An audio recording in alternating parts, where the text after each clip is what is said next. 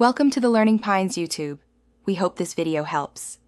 You start by verifying capability. Check the monitor spec or OSD to know available refresh rates and why cable type matters. Once done, plug into a display port or HDMI 2.0+ port because bandwidth determines maximum HC. Then, open Settings, go to System, Display, and select Advanced Display Settings to access current HC.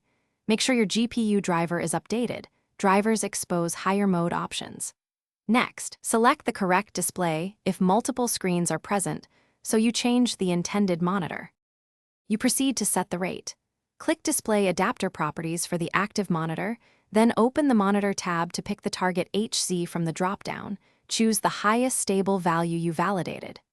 Meanwhile, open your GPU control panel, NVIDIA control panel, AMD Radeon, or Intel settings, to ensure the driver does not override OS choices and that custom resolutions are consistent. Once applied, run a motion test or the monitor OSD refresh indicator to confirm smooth output. This prevents mismatch. You finish by confirming resolution and refresh rate are paired correctly. Many panels require native resolution for peak HC. After applying, run real content, games, or desktop animations to validate stability and color.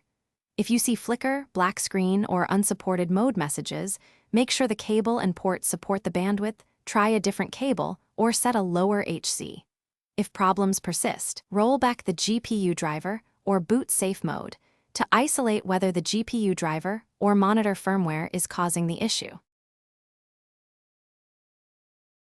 Thanks for watching. Consider subscribing if we helped you.